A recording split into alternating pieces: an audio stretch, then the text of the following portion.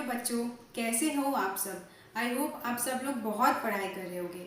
आप लोगों ने इतना रिक्वेस्ट किया है, इसीलिए मैं क्लास 10 का कमर्शियल एप्लीकेशन सब्जेक्ट से chapter 1 that is markets and marketing बना रही हूँ। कोई भी चैप्टर बनाने से पहले मेरा हमेशा यही अप्रोच रहता है कि उस चैप्टर में आपको पढ़ना क्या क्या है वो आप जान लें।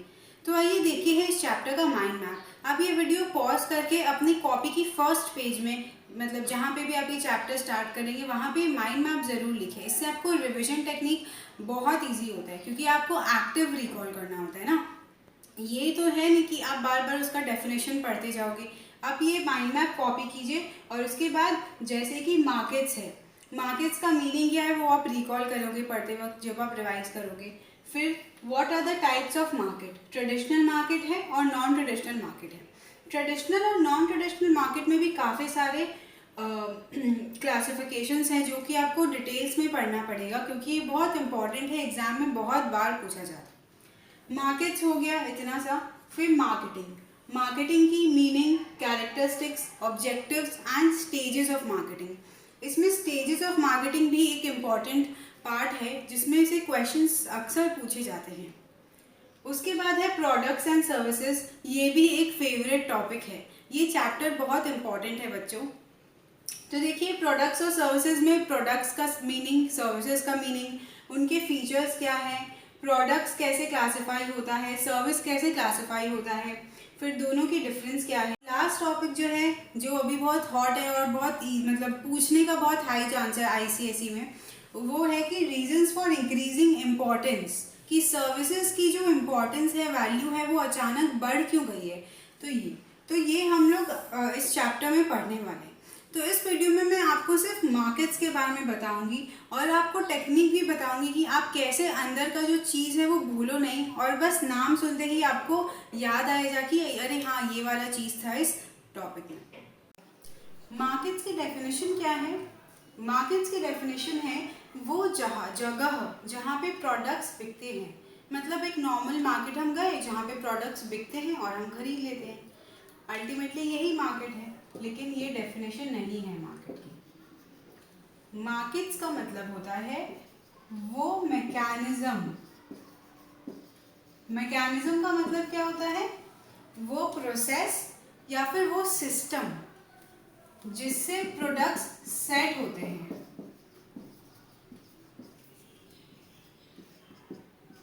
सेट होते हैं। अब आप सेट का मतलब क्या है? सोल्ड, एक्सचेंज्ड और ट्रांसफर। तो what are the meaning of markets? Markets का मतलब वो होता है वो मैकेनिज्म जिससे प्रोडक्ट्स सेट होते हैं। ये डेफिनेशन आपको हर एक चीज़ में लिखना होगा। कोई भी मार्केट से रिलेटेड टॉपिक आएगा तो आपको ये डेफिनेशन लिख के ही उसका नेक्स्ट पार्ट लिखना है, चाहे वो मीनिंग हो या ऑब्जेक्टिव्स पूछा जाए आपसे तो आपको मीनिंग लिखना है फिर ऑब्जेक्टिव्स लिखना है। तो ये बहुत इंपॉर्टेंट है प्रेजेंटेशन के लिए। अब हम चलेंगे अपने नेक्स्ट टॉपिक में। तो अब हम स्टार्ट करते हैं टाइप्स ऑफ मार्केट। इसमें आते हैं ट्रेडिशनल मार्केट्स और नॉन ट्रेडिशनल मार्केट्स। तो इस वीडियो में हम ट्रेडिशनल मार्केट्स करेंगे, जो कि बहुत डिटेल्स में करना है क्योंकि एग्जाम में पूछा जाता है, इसका डिफरेंस भी और इंडिविजुअली भी पूछा जाता है। तो अगर हम ट्रेडिशनल मार्केट्स को बेसिस ऑफ जोग्राफिकल एरिया के हिसाब से डिवाइड करें, हम हर एक चीज़ को बहुत तरीक़ों से डिवाइड कर सकते हैं। जैसे स्कूल के बच्चों को क्लासिफिकेशन कर सकते हैं, हम बहुत सारे बेसिस पे डिवाइड कर सकते हैं। जैसे कि एक ही क्लासरूम के बच्चों को हम बर्थडे मंथ वाइज डिवाइड कर सकते हैं। जैसे जिनके बर्थडे जनवरी में, जिनके बर्थडेज फेब में आ रहे हैं, जिनके बर्थडेज मार्च में आ रहे हैं, या तो जो बच्चे साउथ साइड रहते हैं या जो बच्चे नॉर्थ साइड रहते हैं उस बेसिस पे क्लासिफाई कर सकते हैं। या तो बच्चों का अल्फ़ाबेट्स, जो फर्स्ट अल्फ़ाबेट है वो कैसे स्टार्ट होता है उस हिसाब से डिवाइड कर सकते हैं। वैसे ही मार्केट्स को भी हम ट्रेडिशनल नॉन ट्रेडिशनल में क्लासिफाई करते हैं, बट उसमें भी डीपर क्या है कि बेसिस ऑफ जोग्राफिकल एरिया। मतलब कि अगर आप ये इंडिया में, या तो आप इंडिया के अंदर ही 3 टाइप से क्लासिफाई कर सकते हो। लोकल का मतलब यहाँ पे एक विलेज है, ये विलेज के अंदर जो मार्केट है वो हो गया आपका लोकल एरिया मार्केट, जिसको बोलते हैं लोकल मार्केट। फिर है रीजनल मार्केट, जैसे सदर्न इंडिया एक हो गया मार्केट जहाँ पे बहुत सारी सिल्क साड़ीज, डोसा, इडली फेमस है। अगर आप ईस्टर्न इंडिया की बात करो, कोलकाता या उसके आसपास की एरियाज, वहाँ पे बहुत जूट मिल्स है, राइस मिल्स है और मछली बहुत फेमस है। अगर आप नॉर्दर्न इंडिया की बात करो तो वहाँ पे बहुत सारे वुलेंस मिलते हैं, छोले भटूरे वगैरह सब उधर का, दिल्ली साइड का ये सब फेमस है। और अगर आप सेंट्रल इंडिया की बात करो तो ये सब मार्केट टाइप के बटे हुए कि अगर आपको क्या टाइप का प्रोडक्ट चाहिए तो आप उस रीजन के मार्केट में जाओ। फिर है नेशनल मार्केट। अगर आप एक इंडिया को पूरा कंसिडर करो एज अ होल तो वो नेशनल मार्केट है कि जहाँ पे आपको जो चाहे वो आप मिल सकता है। तो नेशनल कंट्री वाइज कि हर एक कंट्री का एक अपना मार्केट होता है। जैसे इंडिया का एक मार्केट है, इंडिया मिल्क प्रोड्यूसर है, लार्जेस्ट मिल्क प्रोड्यूसर है पूरे वर्ल्ड में। और वैसे ही सऊदी अरेबिया और ईरान वगैरह क्या है जहाँ से हम लोग क्रूड ऑयल्स इंपोर्ट करते हैं, तो ये भी एक मार्केट है, लेना देना जहाँ से चलता रहता है। और इंटरनेशनल मार्केट जो है वो कंट्रीज बेसिस पे, जैसे कि दूसरे कंट्री से हम जो लेना देना करते हैं उसको हम बोलते हैं इंटरनेशनल मार्केट। और तो basically geographical area wise 4 type के मार्केट्स होते हैं, लोकल, रीजनल, नेशनल और इंटरनेशनल। नेशनल मतलब एक एक कंट्री के अंदर का लेना देना।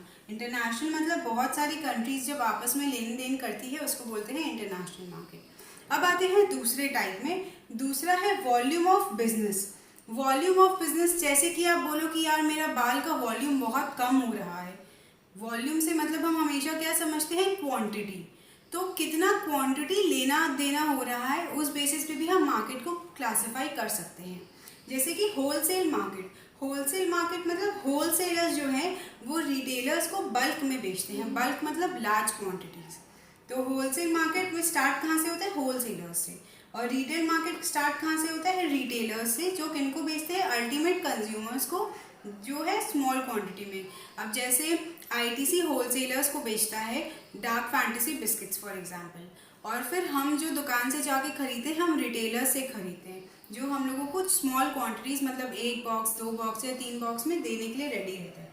तो ये है, अगर आपसे पूछा जाएगा कि classify business markets on the basis of volume of business, तो आप बोलोगे होलसेल मार्केट, रिटेल मार्केट्स। अगर आपसे पूछा जाएगा classify markets on the basis of geographical area, तो आप ये चारों का नाम लिखोगे। अब आते हैं on the basis of subject of exchange. Subject का मतलब क्या एक्सचेंज कर रहे हैं, क्या मतलब किस मुद्दे के ऊपर हम बात कर रहे हैं, किस चीज़ क्या एक्सचेंज करेंगे हम इस मार्केट में। इस मार्केट में हम कमोडिटी और कैपिटल और मनी एक्सचेंज करेंगे बच्चों। कमोडिटी का मतलब नॉर्मली जो आप समझते हो गुड्स, जैसे कि आप नॉर्मल मार्केट में जाते हो, कोई सामान खरीदने जाते हो, जैसे कॉटन हो गया या फिर कोई ऑयल हो गया या फिर कोई शुगर, कुछ भी आप जो नॉर्मली खरीदने जाते हो वो हो गया कमोडिटी मार्केट। फिर है कैपिटल मार्केट। कैपिटल मार्केट का मतलब है लॉन्ग टर्म फाइनेंस, और मनी मार्केट का मतलब है short term finance. I know आपको ये समझ में नहीं आया होगा। कैपिटल और मनी मार्केट का डिफरेंस जो है वो एग्जाम में पूछा जाता है बहुत बार। जैसे कैपिटल और मनी मार्केट के बीच का डिफरेंस मैं आपको बताती हूँ, बहुत इजी है। देखिए, अगर आप अपना कुछ मनी सेव कर रहे हैं कि आपका जो कमिंग बर्थडे है उसमें आपको कुछ खरीदना है ऐसा, तो वो आप हो गया शॉर्ट टर्म के लिए।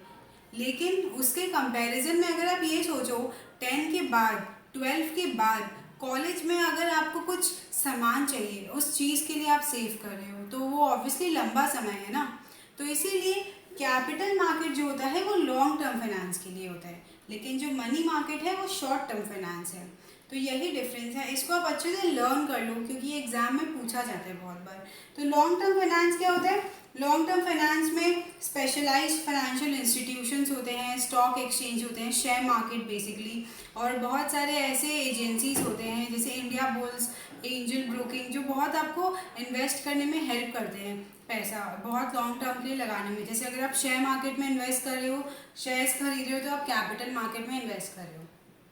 और मनी मार्केट क्या है, बेसिकली बैंक्स ही होते हैं कि आपको अगर थोड़ा सा लोन चाहिए तो बैंक्स आपको लोन दे दें, तो इसीलिए बैंक्स होते हैं मनी मार्केट के लिए।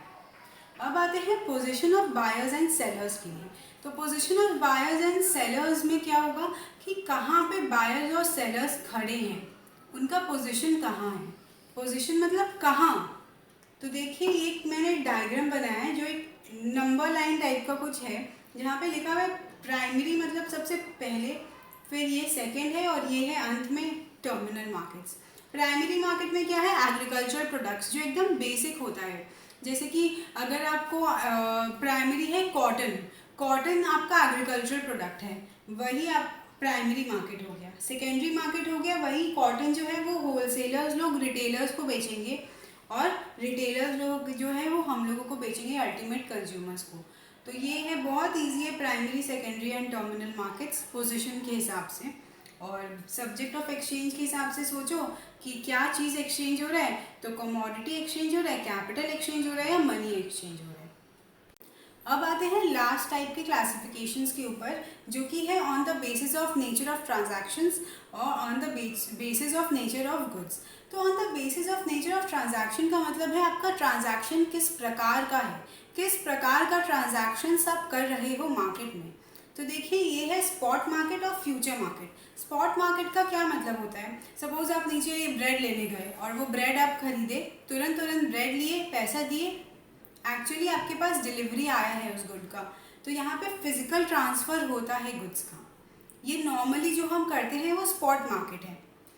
फ्यूचर मार्केट का क्या मतलब होता है, फ्यूचर मार्केट जो है, अगर आप फाइनेंस में अपना वो करियर बनाना चाहते हो तो आपको बहुत डिटेल्स में ये बात पता चलेगी, बट फॉर क्लास 10 बहुत छोटे रूप में आपको बताती हूँ। कमोडिटी मार्केट होता है जो कि बहुत अहम हिस्सा है शेयर मार्केट में। मार्केट में हल्दी, धनिया, जीरा, इसके ऐसे काउंटर्स होते हैं जहाँ पे आप आज खरीद लो और अगर कल उसका दाम बढ़ जाए तो आप बेच दो। इसमें ज़रूरी नहीं है कि आप उसको घर पे वो फिज़िकल कमोडिटी को घर पे लेके आओ। तो फॉर एग्ज़ाम्पल आप 1 अप्रैल को 1 टन हल्दी खरीद लें, 1 केजी हल्दी खरीद ली।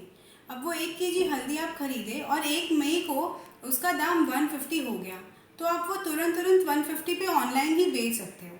इसमें आपको खरीदना या बेचना मतलब सिर्फ ऑनलाइन आप ट्रांजैक्शंस कर रहे हो, आप घर पे 1 केजी हल्दी नहीं लेके आ रहे हो। ये पूरा मार्केट में आप करते हो, सिर्फ एक क्लिक का देरी होता है। इसको हम बोलते हैं फ्यूचर मार्केट। फ्यूचर में हम क्या होगा, तो इसमें डिलीवरी ऑफ गुड्स तो सही में होता नहीं है, नो एक्चुअल डिलीवरी। इसमें हम ऐसा क्यों कर रहे हैं, ताकि हम बस प्रॉफिट कमा पाए। कि अगर अब हमको सबको पता है कि सपोज क्रूड ऑयल का दाम घटने वाला है बाद में, तो हम उस अकॉर्डिंगली ट्रांजैक्शन करेंगे ताकि हम प्रॉफिट कमाएं।